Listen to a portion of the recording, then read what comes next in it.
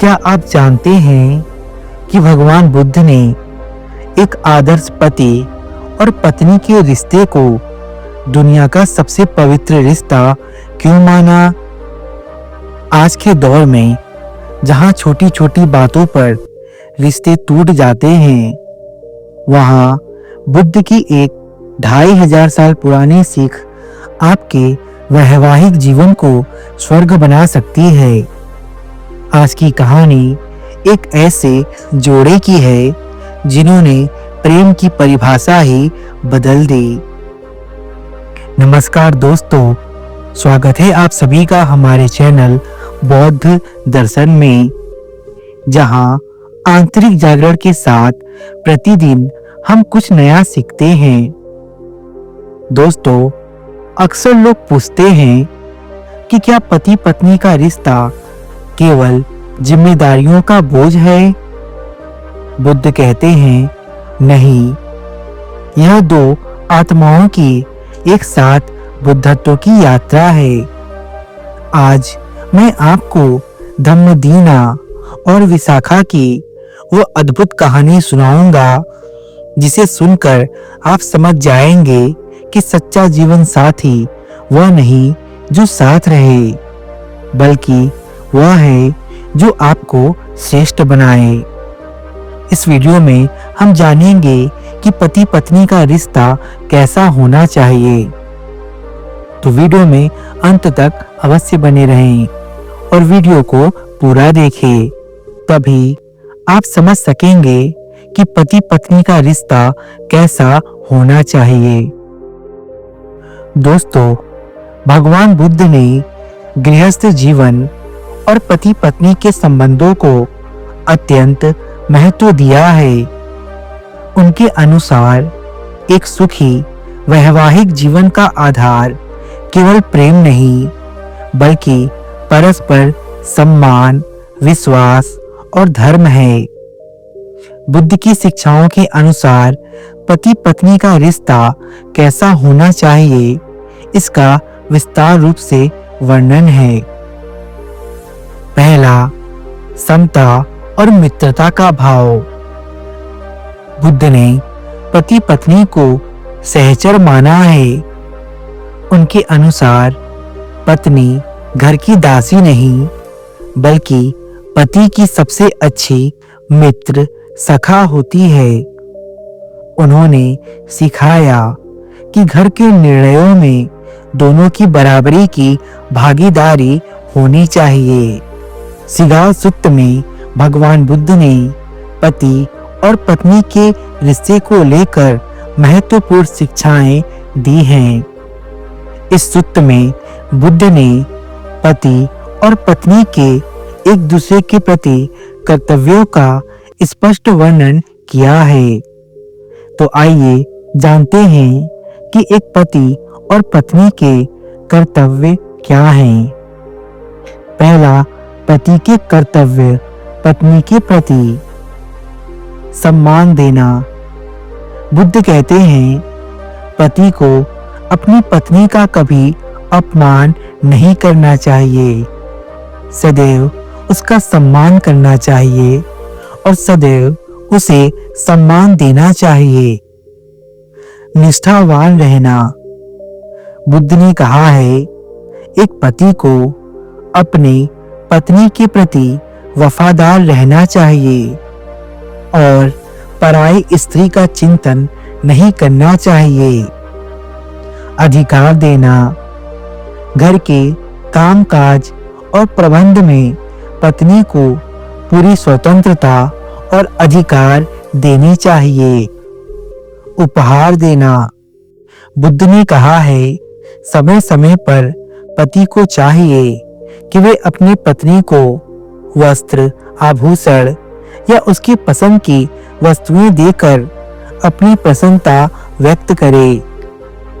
अब आइए जानते हैं कि पत्नी का पति के प्रति क्या कर्तव्य है। कुशल प्रबंधन। बुद्ध कहते हैं, एक पत्नी को घर के कार्यों को सुव्यवस्थित ढंग से करना चाहिए। अतिथियों का सत्कार। पति के परिवार और मित्रों का उचित आदर और सत्कार करना चाहिए। वफादारी, अपने पति के प्रति पूरी तरह समर्पित और ईमानदार रहना चाहिए। धन की सुरक्षा, पति द्वारा अर्जित धन की पत्नी को रक्षा करनी चाहिए और उसे व्यर्थ नहीं गंवाना चाहिए। आलस्य का त्याग, बुद्ध ने कहा, पत्नी को अपने कर्तव्यों के प्रति सजग और उत्साही रहना चाहिए। उसे आलस्य का त्याग करना चाहिए। बुद्ध ने बताया कि वैवाहिक जीवन तभी सफल होता है जब दोनों के विचार और संस्कार मिलते हैं। उन्होंने 4 गुणों पर जोर दिया जिन्हें समजीवी धर्म कहा जाता है। पहला, समश्रद्धा अर्थात समान श्रद्धा। दोनों के जीवन मूल्य और आध्यात्मिक विश्वास एक जैसे हों। दूसरा, समशीला अर्थात समानशील। दोनों का चरित्र अच्छा हो, वे झूठ, चोरी या नशे से दूर रहें। तीसरा, समत्यागा अर्थात समान त्याग। दोनों में दान देने और दूसरों की मदद करने की उदारता हो। चौथा, समपंजा अर्थात समान प्रज्ञा। दोनों समझदार हों और जीवन की समस्याओं को सूझबूझकर सुलझाएं। बुद्ध का मानना था कि यदि पति पत्नी एक दूसरे के साथ धार्मिक और सदाचारी जीवन जीते हैं तो वे न केवल इस जन्म में सुखी रहते हैं बल्कि मृत्यु के पश्चात भी बुद्धत्व की राह पर साथ साथ चलते हैं। तो यह थे पति और पत्नी के एक दूसरे के प्रति कर्तव्य जिनका पालन सभी पति और पत्नियों को करना चाहिए। जो पति और पत्नी भगवान बुद्ध के बताए इन कर्तव्यों का पालन करते हैं उनका वैवाहिक जीवन सदैव सुखी और प्रसन्न रहता है। दोस्तों, बुद्ध के अनुसार एक श्रेष्ठ रिश्ता वह है जहां अहंकार ईगो का स्थान हम ले लेता है, जहां क्रोध का उत्तर करुणा से और अविश्वास का उत्तर ईमानदारी से दिया जाता है। आइए मैं आपको एक ऐसी कथा सुनाता हूँ जो पति पत्नी के रिश्ते को और अच्छे तरह से समझाने में आपका सहयोग करेगी। और यह कथा कोई काल्पनिक नहीं बल्कि सत्य घटना पर आधारित है जो कि बुद्ध के समय की है। यह कहानी धम्मदीना और विसाख की है जो हमें समझ और त्याग की मिसाल देती है। विसाख मगध के राजा बिंबिसार के एक धनी दरबारी थे और उनकी पत्नी धम्मदीना अत्यंत बुद्धिमान और सुशील थी। उनका जीवन सुख सुविधाओं से पूर्ण था और दोनों के बीच गहरा प्रेम था। एक दिन विसाख भगवान बुद्ध के प्रवचन सुनकर घर लौटे तो उनके व्यवहार में भारी बदलाव था। वे हमेशा की तरह अपनी पत्नी से हंसकर नहीं मिले बल्कि शांत और अंतर्मुखी थे। धम्मदीना को लगा कि शायद उनसे कोई भूल हुई है। जब उन्होंने विसाख से इसका कारण पूछा तो विसाख ने बड़ी विनम्रता से कहा, प्रिय, मुझे बोध हुआ है कि संसार की सुख सुविधाएं क्षणभंगुर हैं। मैं अब गृहस्थ जीवन के सुखों से लिप्त नहीं रहना चाहता। विसाख ने धम्मदीना से कहा कि वह चाहे तो घर की सारी संपत्ति रख सकती है या अपने मायके जा सकती है। लेकिन धम्मदीना का उत्तर बुद्ध के दर्शन को स्पष्ट करता है। उन्होंने कहा, स्वामी, यदि यह धन और सुख आपके लिए त्यागने योग्य है तो मेरे लिए यह किस काम का।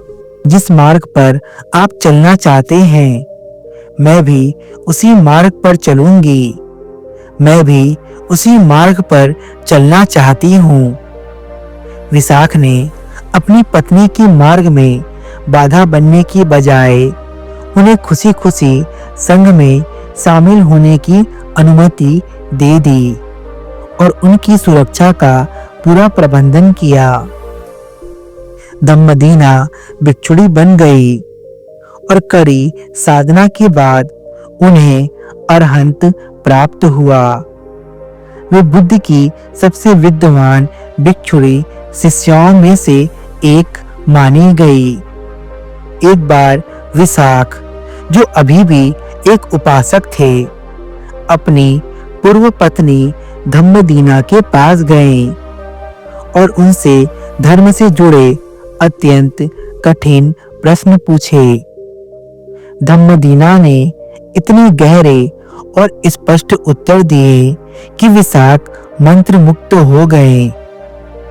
जब विशाख ने यह बात भगवान बुद्ध को बताई तो बुद्ध ने कहा, विशाख, धम्मदीना अत्यंत प्रज्ञावान है। यदि तुम मुझसे भी वह प्रश्न पूछते तो मैं भी वही उत्तर देता जो उसने दिए हैं। दोस्तों, यह कहानी पति पत्नी के रिश्ते के 3 महत्वपूर्ण पहलुओं को दर्शाती है। पहला, निस्वार्थ प्रेम।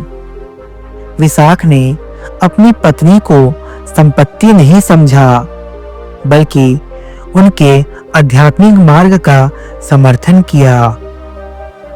दूसरा, परस्पर सम्मान। एक समय पति मार्गदर्शक था तो दूसरे समय उसने अपनी पत्नी धम्मदीना को अपना गुरु मानकर उनसे शिक्षा ली। तीसरा, समान लक्ष्य।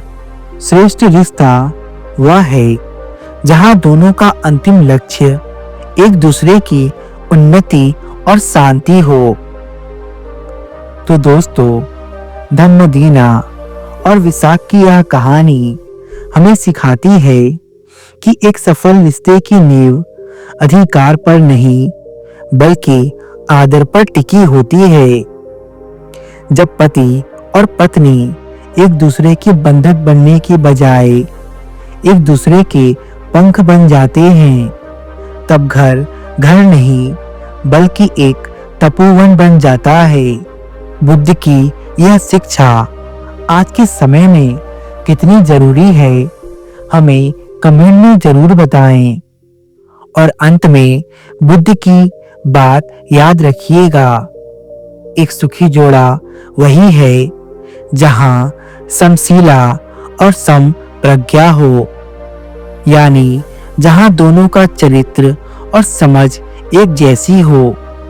अगर आपको धम्मदीना और विशाख की यह त्याग और प्रेम पसंद आया तो इस वीडियो को अपने जीवन साथी के साथ जरूर शेयर करें ताकि आपका रिश्ता भी इसी तरह ज्ञान और शांति से भर जाए। मिलते हैं आपसे इसके अगले वीडियो में। तब तक के लिए बने रहिए हमारे साथ हमारे चैनल बौद्ध दर्शन में। और यदि आपको यह वीडियो पसंद आई तो वीडियो को लाइक और शेयर अवश्य करिएगा।